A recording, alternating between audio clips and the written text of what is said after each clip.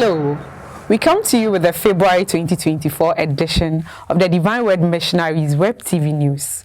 You are welcome. I am Eunice Sabina Dola. We bring you stories from Portugal, the Philippines, Ghana, Nemi, and Rome. In this edition, we bring to you the interview with Brother Douglas Simonetti about the upcoming General Chapter, and Father Andrews Obeng introduces us to the monthly Lectio Divina. Please stay with us.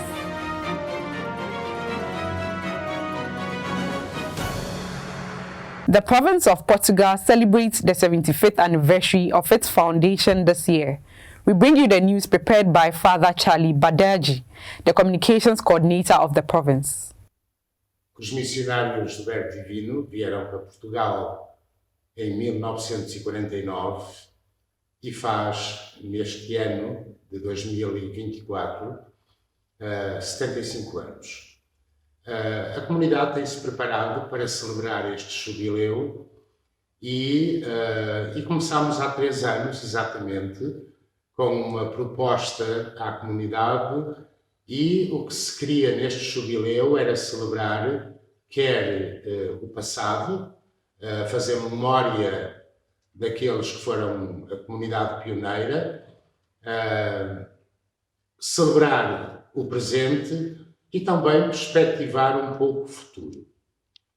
Em relação ao passado, pois a primeira ideia que tivemos foi de criar o arquivo da província.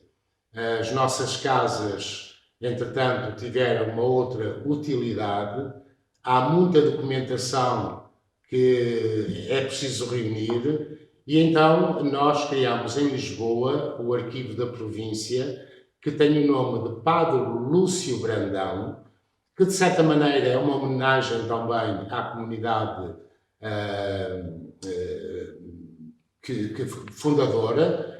O Padre Lúcio faz parte da primeira equipa que chegou a Portugal, e esse arquivo foi inaugurado pelo Padre Superior-Geral, o Padre Buddy Cleden, e estamos de facto já a guardar aquilo que é a nossa memória. Entretanto, nós propusemos à comunidade que este ano fosse um ano missionário.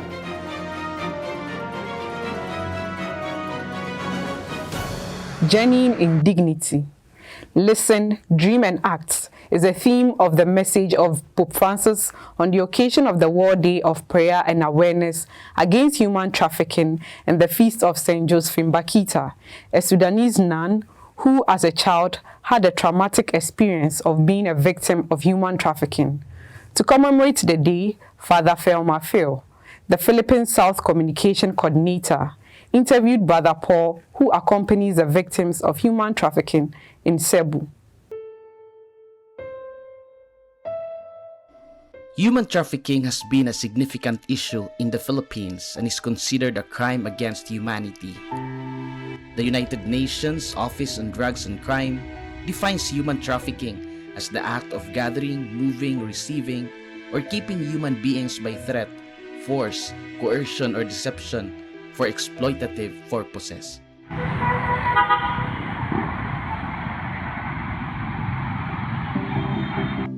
Brother Paul Boncaras, SVD, a Divine Word Missionary assigned in the Philippines Southern Province, shared his experience related to human trafficking and how he became aware of this big problem. I made a study on the street children for my masteral thesis. And then one of my discoveries when I made the study is that a good number of children walking around in the streets of Cebu City were children of those who are in prostitution.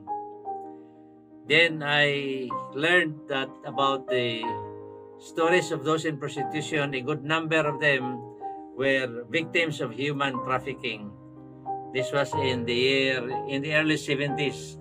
At that time, there was no law in the Philippines about human trafficking.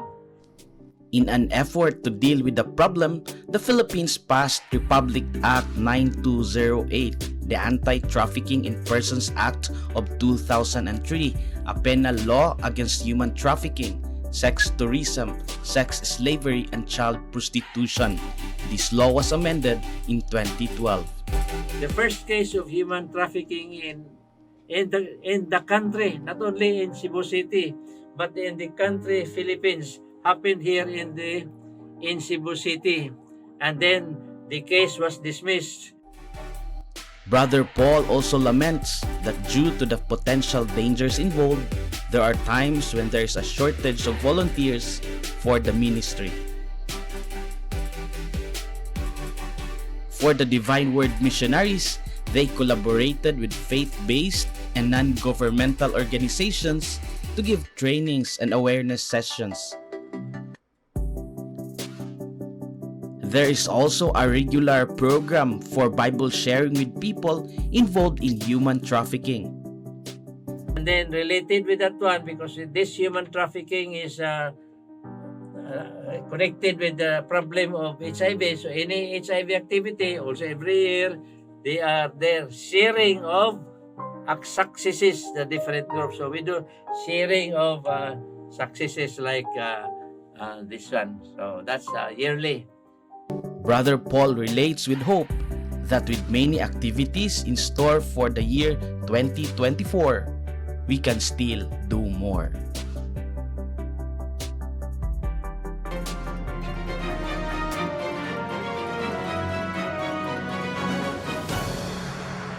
Polio is still a reality in many African countries, such as Ghana, where hundreds of cases are reported every year. The fight against this disease, especially among children, has always been one of the priorities of the Divine Word Missionaries in Ghana. Father Res Vegbe, director of the Communication Center, and his team recently visited the SVD Orthopedic Training Center, OTC, in Adwejiri.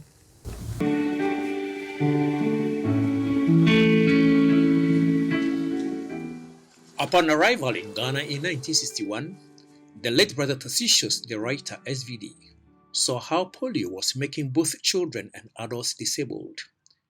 In his quest to make them walk again, started the Orthopedic Training Center OTC for the SVD at Adwejiri in Ghana. The OTC extended its services to other parts of the country via its mobile units. Thousands of children as well as adults have benefited from OTC. Simply put, they can walk again. It has been Brother Tarsicius' dream to open up branches in all the regions to reduce the trouble for poor parents who have to travel long distances with their handicapped children to the main center at Adwejiri and so on. This dream was realized as the first OTC branch at Walwale was inaugurated on the feast day of St. James.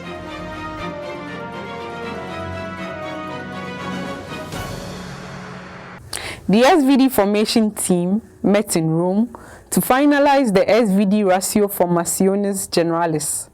The General Council has approved a document that gives general and basic principles of formation in the Society of the Divine Word. Father Ambu, the General Secretary for the Formation and Education, expresses a satisfaction with the work. We need to have qualified formators in order to bring out qualified formandi and qualified confreres with dedication and commitment. And that is what we are trying to do in all the zones. And that is also one of the purposes of the Ratio Formationes Generalis, which we have just developed. The document is already almost finished, no? Almost ready, yeah. But we also would like to have certain amount of consistency in all our formation houses. For example, what are the type of formation our formandi undergo in AFRAM should be similar to the formation program that our formandi undergo in ASPAC or in Europe. In that way, we would like to bring about a kind of a balance in the formation program in all the formation houses.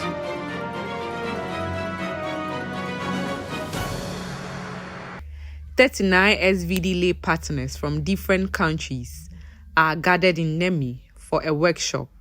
This is the second edition after the first one that was also organized in Nemi 6 years ago.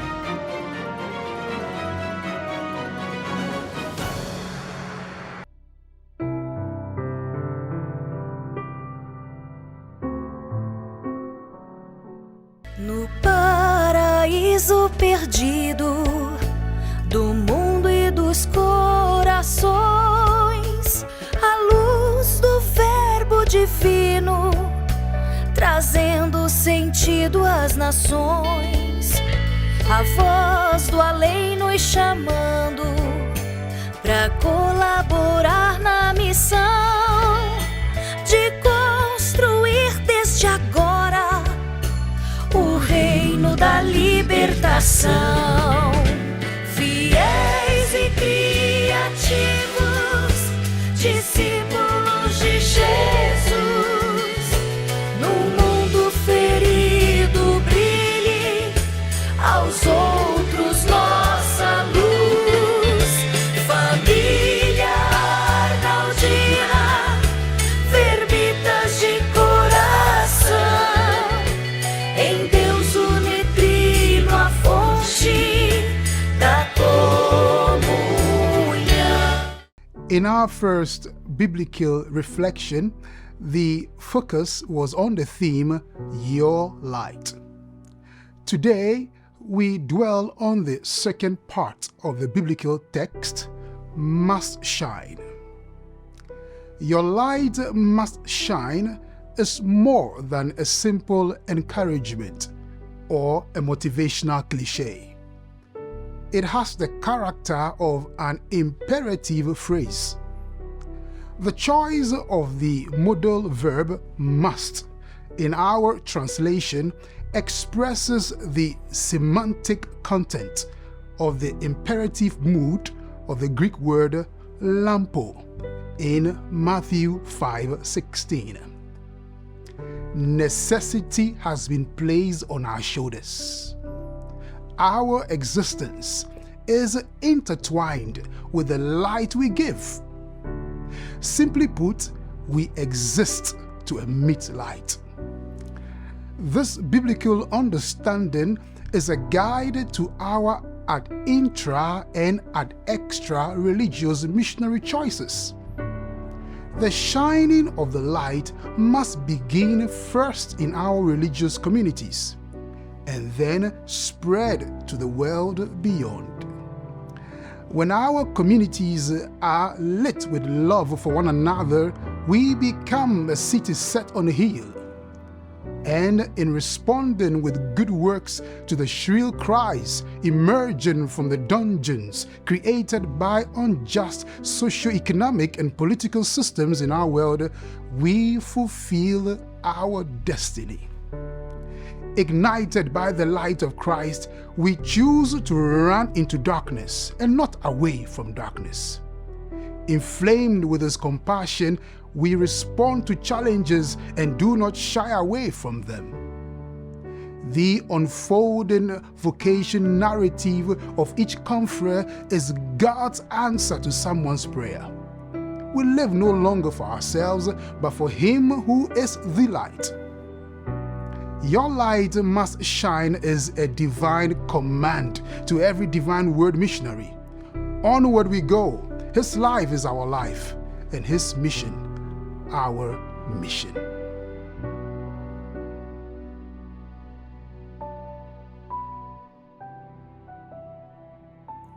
We thank you, O Triune God. You give light. You are light. You inspire light. We contemplate with our founder, Saint Arnold Janssen. How merciful is God's love that has opened the light of my eyes, and now I should enlighten others as well. Illumine us to recognize the wounds that need healing. Inspire us to be faithful in our vocation and creative disciples in our mission. As we prepare for the next General Chapter, accompany us in our journey together. Bless every member of our Arnoldus family. Blessed Mary, Mother of the Word, help us to deepen our commitment to Jesus, your Son, who asks us, "Your light must shine before others." Amen. In view of the General Chapter, a series of interviews is being organized at the Generalate in Rome with members of the General Council and some general officials Today, we hear from Brother Douglas Simonetti, interviewed by Father Modest Munimi, the General Communications Coordinator. We have to look to the brothers with the awareness that the brothers' vocation enriches the church and the mission, especially the society. The brothers' vocation enrich the society in which aspect? The fraternity and the brotherhood, because to be a brother is a gift from God, is a vocation that is gifted by God, and call to the brotherhood and fraternity. So when you look to the wounded world, so many aspects in the wounded world, situations, realities that is needed, the fraternity, brotherhood, and solidarity. I believe that as a brothers, we can envision the pastoral activities and work, the apostolate of the brother. Because in the beginning of the congregation, we had the brothers very focused in the manual work, the contribution to their professionalism. Until today, we're still talking about brothers as a professional. You can follow the interview on our YouTube channel. Thanks for watching the news. See you next month. Subscribe to our YouTube channel. I am Eunice Sabine Adola. We meet again next time.